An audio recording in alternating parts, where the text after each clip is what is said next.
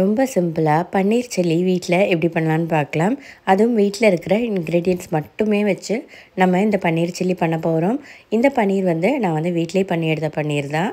நீங்களும் அந்த மாதிரி ட்ரை பண்ணி பாருங்கள். உங்களுக்கு கடையிலேருந்து வாங்குறத விட நம்ம வீட்டில் பண்ணுற பன்னீருக்கு டேஸ்ட் கண்டிப்பாக கூட. ட்ரை பண்ணி பாருங்கள் கண்டிப்பாக. இப்போ இந்த பன்னீர் சில்லி எப்படி பண்ணலான்னு பார்க்கலாம். முதல்ல நம்ம பன்னீரை ஃப்ரை பண்ணி எடுக்கிறதுக்காக அதோட கோட்டிங் மிக்ஸ் பண்ணிக்கலாம். 2 டேபிள் ஸ்பூன் அளவுக்கு கார்ன்ஃப்ளவர் எடுத்துக்கோங்க. டீஸ்பூன் இல்லை டேபிள் ஸ்பூன் போட்டால் தான் உங்களுக்கு அந்த கோட்டிங் கரெக்டாக நல்லா கொஞ்சம் திக்காக கிடைக்கும்.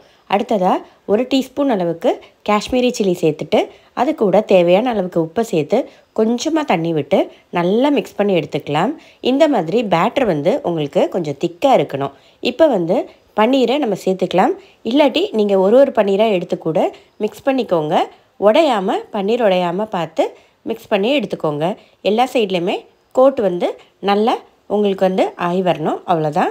இப்போ மெதுவாக இந்த மாதிரி பண்ணிக்கோங்க. அப்போ கரெக்டாக உடையாமல் வந்துக்கும். இப்போ ஒரு பேன் எடுத்துக்கோங்க.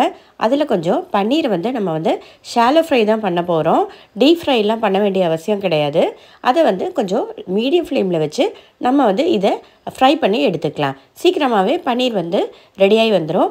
காஷ்மீரி சில்லி சேர்க்குறப்ப தான் உங்களுக்கு இந்த மாதிரி நல்ல ஒரு கலர் கிடைக்கும் அந்த பன்னீருக்கு. இப்போ இது எல்லாத்தையுமே ஒரு 3 to 4 மினிட்ஸ் குக் பண்ணாலே தாராளம். இல்லாட்டி உங்களுக்கு ரப்பர் மாதிரி ஆகிடும் அந்த பன்னீர். அதுக்காக தான் அந்த எண்ணெயிலேயே அந்த எண்ணெய் கொஞ்சம் கூட இருந்துச்சுன்னா கொஞ்சம் எடுத்து மாற்றிக்கோங்க. தேவையான அளவுக்கு எண்ணெய் மட்டும் சேர்த்துட்டு அதில் ஒரு 1/4 டீஸ்பூன் அளவுக்கு ஜீரகமும் 1 டேபிள் ஸ்பூன் அளவுக்கு இஞ்சியும் அப்புறமேட்டு பூண்டும் நல்லா குட்டியாக சாப் பண்ணி சேர்த்துக்கோங்க. இப்போ நான் ஒரு பெரிய சைஸ் வெங்காயத்தை நல்லா க்யூப் ஸ்லைஸுக்கு கட் பண்ணி எடுத்திருக்கேன். அதே மாதிரியே கேப்சிகமும் க்யூப் மாதிரி கட் பண்ணி எடுத்துக்கலாம். இது உங்களுக்கு green colour, yellow colour, red கலர்லாம் கிடைக்கும். உங்கள்கிட்ட எந்த கலர் இருக்கோ அந்த கலர் கேப்சிகம் சேர்த்துக்கோங்க. இப்போ கொஞ்சம் காரத்துக்காக ஒரு பச்சை மிளகாவை குட்டியாக சாப் பண்ணி போட்டாச்சு. அதே மாதிரி 1 டீஸ்பூன் அளவுக்கு காஷ்மீரி சில்லி சேர்த்துக்கோங்க. மசாலாவோட பச்சை ஸ்மெல் எல்லாமே நல்லா போய் வரட்டும். நல்லா சாட்டே பண்ணி விட்டுக்கலாம். அடுத்ததாக இப்போ நம்ம சாஸ் சேர்க்க போகிறோம். 3 to 4 டேபிள் ஸ்பூன் அளவுக்கு டொமேட்டோ சாஸ் சேர்த்துக்கோங்க. 1 டீஸ்பூன் அளவுக்கு நம்ம சோயா சாஸ் சேர்த்துக்கலாம். இது ரெண்டையுமே நல்லா மிக்ஸ் பண்ணிக்கோங்க. இந்த பன்னீர் சில்லி டேஸ்ட் சூப்பராக இருக்கும். ஒரு தடவை கண்டிப்பாக ட்ரை பண்ணி பாருங்கள். அடுத்ததாக நம்ம இந்த கிரேவிக்கு ஒரு திக்னஸ் கிடைக்கிறதுக்காக 1 டேபிள் ஸ்பூன் அளவுக்கு கார்ன்ஃப்ளவர் எடுத்துகிட்டு அதில் கொஞ்சம் தண்ணி சேர்த்து மிக்ஸ் பண்ணிவிட்டு நம்ம இந்த சாஸ் கூட சேர்த்துக்கலாம். அப்படின்னா தான் உங்களுக்கு நல்ல க்ரீமியாக உங்களுக்கு அந்த ஒரு கன்சிஸ்டன்சி வரும். இல்லாட்டி நம்ம நிறைய சாஸ் ஊற்ற வேண்டியதாக இருக்கும். அதுக்கு பதில் இந்த மாதிரி செஞ்சுக்கிட்டிங்கன்னா உங்களுக்கு அந்த கிரேவிக்கு நல்ல ஒரு திக்னஸ் கிடைக்கும். அதனால் இந்த மாதிரி பண்ணுறதை ஸ்கிப் பண்ணிடாதீங்க. கண்டிப்பாக அதை சேர்த்துக்கோங்க. 1 டேபிள் ஸ்பூன் கார்ன்ஃப்ளவரில் கொஞ்சமாக தண்ணி சேர்த்து மிக்ஸ் பண்ணிக்கலாம். இப்போ நம்ம ஃப்ரை பண்ணி வச்சுருக்கிற பன்னீரை இதில் சேர்த்துக்கலாம்.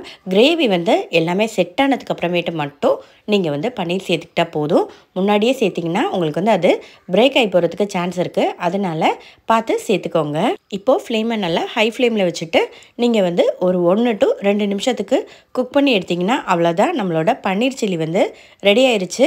அடுத்து நம்ம கொஞ்சமாக மல்லித்தலை சேர்த்துக்கலாம். மல்லித்தலை கையில் இருந்தால் சேர்த்துக்கோங்க. இல்லை மல்லித்தலை கையில் இல்லாட்டி நீங்கள் கஸ்தூரி மேத்தி இருந்தால் கூட நீங்கள் இதில் சேர்த்துக்கலாம். டேஸ்ட் நல்லாயிருக்கும். அவ்வளோதான். லாஸ்ட்டாக நம்ம ஒரு தடவை சாட்டே பண்ணிவிட்டு ஃப்ளேம் ஆஃப் பண்ணிடலாம். நம்மளோட பன்னீர் சில்லி சூப்பராக ரெடி ஆயிடுச்சு. நம்ம இது இப்போ ஒரு சர்விங் பவுலில் மாற்றிக்கலாம்.